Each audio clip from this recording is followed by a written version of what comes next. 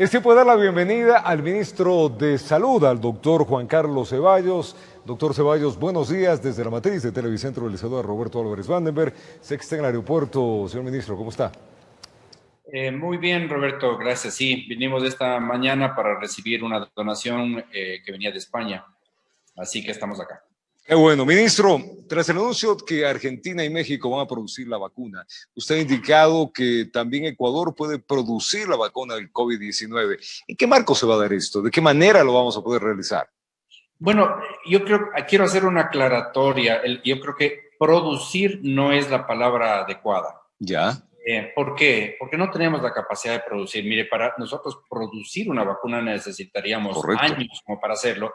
Pues la mayoría de las vacunas, de las que entiendo hasta ahora, hay una sola que no utiliza, por ejemplo, el material que viene de monos, del Macacus rhesus. Y es solamente sintética puramente, pero para eso se necesita un adelanto tecnológico muy avanzado. Nosotros no vamos a producir, no creo que ni Argentina ni México estén en capacidad de producir la vacuna, pero sí podemos replicar la vacuna, eso sí.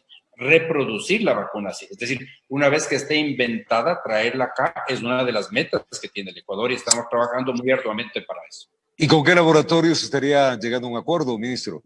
Hemos tocado las puertas con todos los laboratorios, con los 6 laboratorios que están adelantados en términos de la producción, ahí sí de la producción, desarrollo de vacunas. Claro.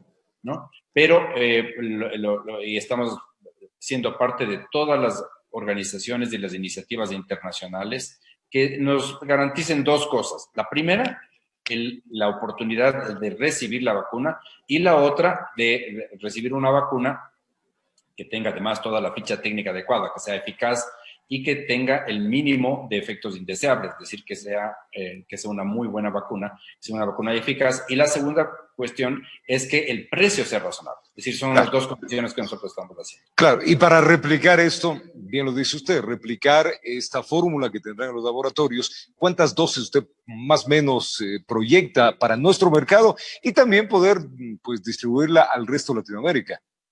Sí, lo que quisiera ser bien cauto con mis palabras, es decir, lo que nosotros estamos haciendo, vamos a iniciar lo que es lo más factible, es la importación de un producto ya terminado, que ha sido desarrollado y producido en otros países.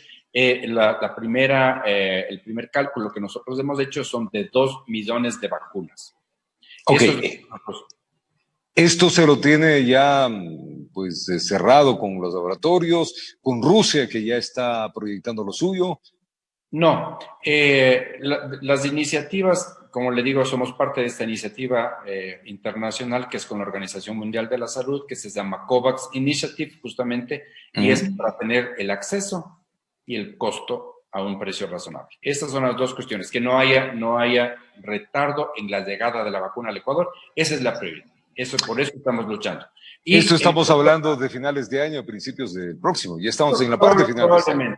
Probablemente. Todavía es un poquito anticipado. Quisiera ser más optimista al respecto, pero yo creo que objetivamente van a ser al final de año. Así que todavía necesitamos nosotros como ecuatorianos tomar conciencia de que esto va 6 meses más. Hasta finales de año hagamos cuenta que no hay la vacuna, sí, pero estamos haciendo todos los esfuerzos para que la vacuna venga.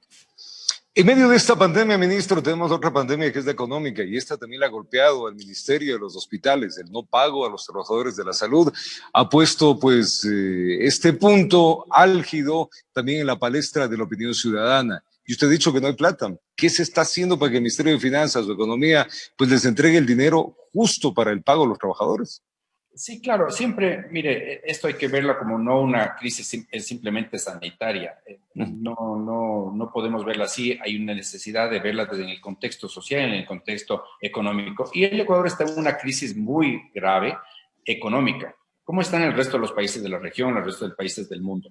Pero, ¿qué hemos hecho? Como Ministerio de Salud Pública nosotros hemos cumplido oportunamente con todo el envío de la documentación necesaria. Usted comprenderá que, por ejemplo, yo tengo que rendir las cuentas al Instituto de Fomento del Talento Humano y al Ministerio de Economía y Finanzas de que todas las personas a las cuales constan en el rol de pagos del Ministerio de Salud Pública están tomando y haciendo su función. Eso lo hacemos y eso lo hemos mandado de manera oportuna. Sin embargo, son esas dos otras instituciones las que tienen que cumplir con esto. De nuevo, no es que yo le estoy echando la culpa al Ministerio de Economía y Finanzas, de ninguna manera. Soy tan responsable como ellos por ser parte de un gobierno, pero que el Ministerio de Salud Pública no le corresponde el pago ni la efectivización del pago. Nosotros no administramos eso. Nosotros controlamos el flujo de los pacientes, rol de pagos, etcétera, pero no administramos esos fondos. Entonces, eso es algo que también el Ecuador, la gente que nos está viendo, tiene que entender. No es falla mía del Ministerio de Salud, ni es el retardo no obedece sí, lo entendemos. Es parte del Ministerio de Finanzas. Es un problema del gobierno. Es un problema del gobierno. Pero ¿para cuándo le han dicho? Porque hay que ser claros, la gente necesita también el dinero más en esta pandemia económica. Con toda la razón, y duele, Roberto, el hecho de que gente que ha estado en primera línea no se ha pagado a una parte, pero que se deje de pagar a un médico que ha estado en la pandemia. Es completamente injusto y triste que pase eso, y duele. Es lógico. Claro, y la prioridad está ahí. Pero eso es algo que hemos hablado el viernes con el ministro Martínez, y yo creo que el día de hoy se va a dar la resolución y se va a terminar con este problema. El ministro Martínez tiene varios petitorios, los municipios les pasa exactamente lo mismo y hay varias entidades públicas que necesitan los dineros urgentemente para reactivar y más aún pagar a este personal en primera línea. Ministerio de Educación, pues la misma situación. Es decir, que es una crisis grande. Ahora, como Ministerio de Salud Pública también quiero aclarar que los préstamos bilaterales que nosotros hemos conseguido a través del Banco Interamericano de Desarrollo como gobierno, de nuevo, esos sí nos han garantizado, por ejemplo, el pago antes de las becas. Esto porque está en nuestra potestad hacerlo. Nosotros sí administramos esa parte del dinero. O sea, esa parte no hay problema. Ahí el dinero de las becas hay. El dinero hay y está garantizado por lo menos hasta el mes de diciembre. Ministro, para que esto se cumpla hasta cuando deba cumplirse el próximo año. Usted compareció ante la Comisión de Salud la semana anterior de la Asamblea. Esta comisión no quedó completamente satisfecha con la información entregada por la investigación de los carnets de discapacidad. ¿En qué faltó? ¿Qué es lo que no les quedó claro a los legisladores? Hay un tema que es bien delicado y es el tema de la confidencialidad de cada persona. Eso es un derecho constitucional que cada persona tiene. Y ellos han exigido al Ministerio de Salud Pública para que se entregue cierta información que es confidencial, y yo no puedo entregar esa información, no hay otra razón. Yo tengo que pedir los permisos que sean adecuados como para entregar la información. Esa información que es del Ministerio de Salud Pública tiene que ser guardada con un celo profundo, porque hay un problema de confidencialidad, no es otro el problema. Entonces, la exigencia a mí me parece que ha sido exagerada por parte de la Comisión de Salud. Se le va a cumplir una vez que nosotros cumplamos con la Constitución, guardando la confidencialidad de cada persona. Tiene lógica, ¿no? Tiene un poco de lógica. Bueno, vamos al balance de la pandemia, ministro. Rápidamente, ¿cómo estamos con la pandemia? ¿Ya cuántos días son? 180 días de pandemia. Pichincha sigue siendo la provincia más afectada. ¿Cómo está en general el país? En general, yo creo que estamos bastante bien. De nuevo, no quiero sonar muy optimista. Estamos en medio de la pandemia, no debemos bajar los brazos, debemos continuar con algunas medidas. Por ejemplo, el uso adecuado de la mascarilla, ya no uso de mascarilla, sino adecuado. Tiene que cubrir parte de la nariz. Tenemos que continuar con el lavado de las manos, tenemos que cumplir el distanciamiento social. No se deben hacer fiestas, reuniones sociales con más de 10 personas. Si nosotros logramos mantener eso, vamos a continuar con el éxito que estamos logrando este momento. El Ecuador, este momento, es uno de los países al que mejor le ha ido en el control de la pandemia, porque logramos contener la pandemia, pero necesitamos la corresponsabilidad social. Entonces, yo le puedo decir de manera muy fehaciente que los indicadores grandes de muertes por millón de habitantes, y de nuevo, Roberto, no es que sean números nada más, cada muerto, cada fallecido duele, pero comparados con el resto de América Latina, el número de casos por América Latina, corregido por millón de habitantes, de manera que la densidad poblacional sea corregida en ese respecto. Y además, todos los indicadores duros, como por ejemplo la tasa de transmisibilidad, ¿no es cierto? La tasa de contagio es menor a 1 en la mayoría de las provincias del Ecuador. Eso es satisfactorio, estamos yendo en buen camino.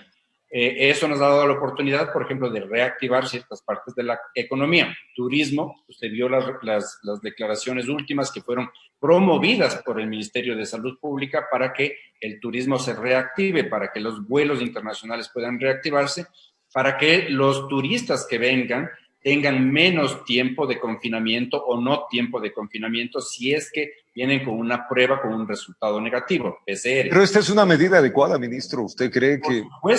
Por supuesto, y esa es mi responsabilidad. Okay. Eso está basado en una evidencia científica de varios países y que tiene, por ejemplo, la firma, el aval de los Centros para Enfermedad y Control de Enfermedades, el CDC en los Estados Unidos. Entonces, sí, yo me siento conforme con eso. Eso está basado, además, en las experiencias, la evidencia que se ha logrado obtener en países que viajan y vuelven de China.